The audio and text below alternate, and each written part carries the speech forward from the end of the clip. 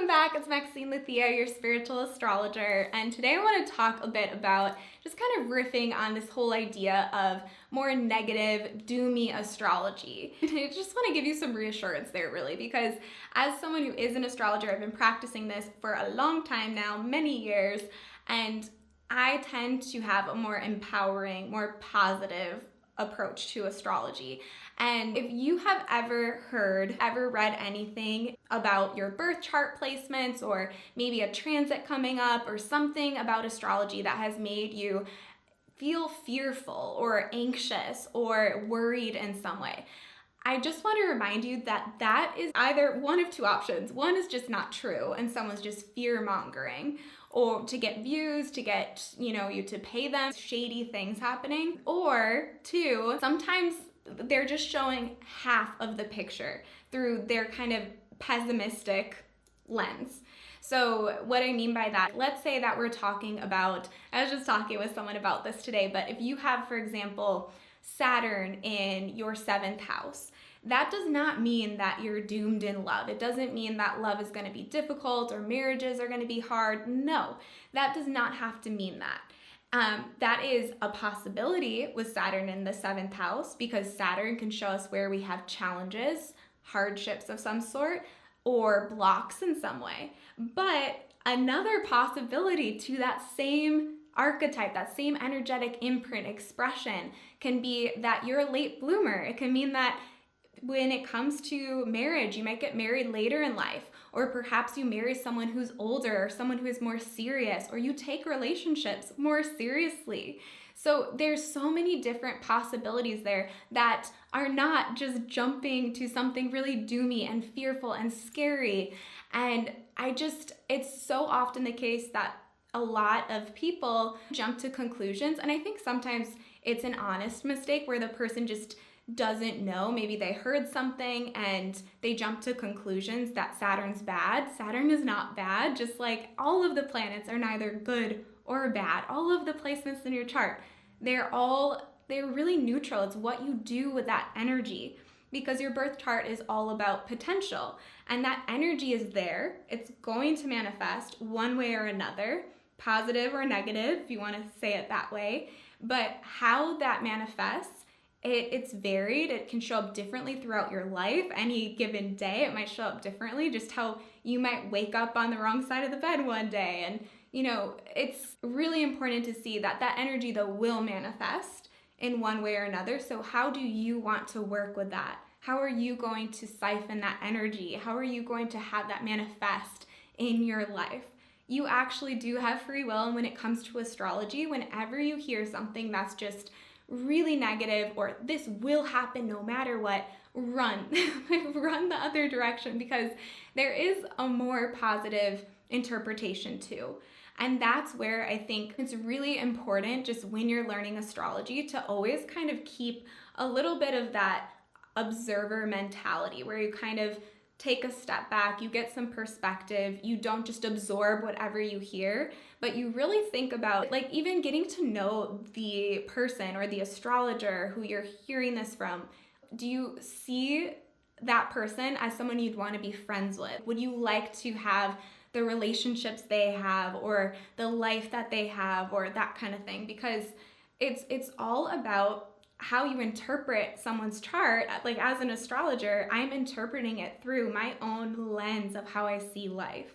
So I am very positive. I am a very, glass half full kind of person. And so therefore, as an astrologer, I'm going to interpret your chart through that lens of empowerment, of always looking to the future, of seeing, that, okay, maybe there are challenges here, but also there's a lesson that you can learn from that.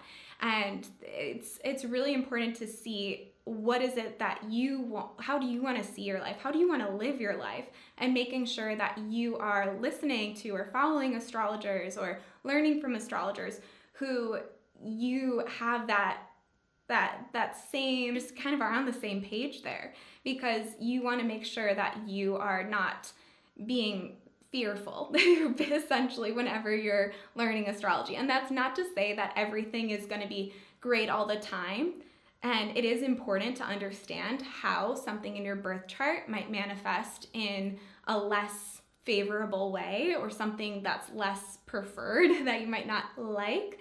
So that way you can act knowing that, being aware. You have to first be self-aware of all the possibilities, the shadows, the strengths. So that way you know, okay, how am I going to constructively work with any planet in your chart or any zodiac sign or what have you. But I just find that a lot of the times there, more often than not, are people talking about the more shadow expressions of a certain zodiac sign or planet or placement or aspect. To say that the glass is half full or the glass is half empty, they're both true. Being half empty, that's true, and you can read a chart through that lens of saying, oh, glass is half empty, but it's equally as true that the glass is half full. They're both true. So how do you want to live your life? How do you want to view your chart? How do you want to interpret transits? How are you going to co-create your life? And that's where it's so important that you're just, again, being more discerning when you hear things about astrology or really anything in life, just having that understanding of what lens do you want to see the world through. Because if you're constantly listening to people talking about your birth chart placements in a really negative way, then, you hear that enough times, you might start to believe it. And that's where it gets to be really, really a slippery slope there. And you have to make sure that you are the one who are taking back that control, that power, where rightfully so, you are the one who has the reins in your life. And so in readings, I will share the very real ways it could manifest, like what to look out for, kind of challenges, shadows. That is important to discuss, but knowing that's not where you stay. You don't need to stay there. And I think that's where a lot of people get stuck, because you have to see that it's a spectrum of how that energy could show up. So understanding that helps you to improve. It helps you to get out of that rut and not stay stuck in that more shadow expression and see, oh, there are other ways that this can manifest. So I just wanted to talk about that because I think there are a lot of ways in which you might hear something on social media or even in astrology books or podcasts or whatever, YouTube, there are always going to be the shadows and the strengths. There's always going to be the negative and the positive of any placement, of any transit.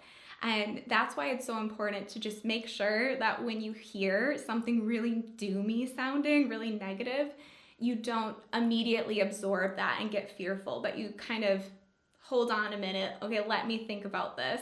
And you see, okay, well, in what ways could this also show up in a positive way if I'm aware?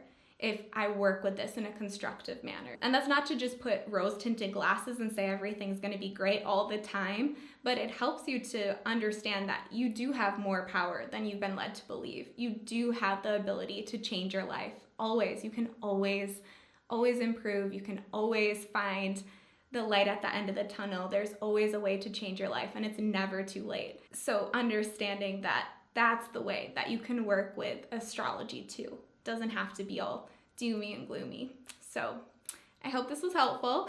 I just felt like talking about that because I've given so many beautiful souls astrology readings where they've been really panicked about something that maybe another astrologer had told them, or someone who sometimes even, I wouldn't even call that an astrologer, some really unethical things that they'd heard. I just felt like sharing this in case that has been you at some point where you have been fearful and you have felt more anxious from astrology, some interpretation or a reading even. If you've had a negative experience, you know what I mean.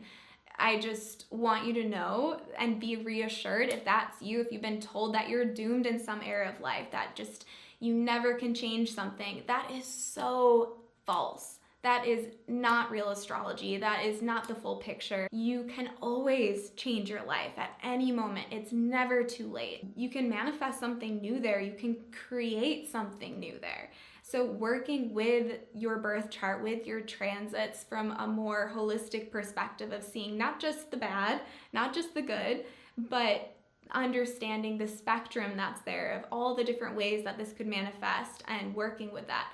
It's just there's more to the picture. And I just want you to be reassured that if you've heard something really negative about your chart, you deserve to know that there's actually something that you can do. You can change. There is a way out. You're never stuck. Again, there are a lot of great astrologers though, so I'm just speaking to something that I sadly have heard of a lot, maybe just because I've been doing this so long. But I wanted to speak to that. So I hope this was helpful for you. I hope it reaches the ears of someone who maybe has had a negative experience with astrology, or you've read something even about astrology that just left you feeling more anxious than, I mean, truly for me, astrology, it's not meant to be something that makes you anxious. It's meant to be something that guides you out of that, and gives you more of a holistic look at where you can go from here and seeing the way to get out of that. Like, it's very empowering, or it can be. So anyway, I hope this was helpful for you. Let me know in the comments if it was, if you have any questions for me, anything you want to share, your experience. And of course, if you ever want to book a reading with me, you can at MaxineLuthia.com, or you can sign up for the waitlist for Spiritual Astrology School. And yeah, just thanks so much for being here. Sending many blessings your way, and until next time, bye!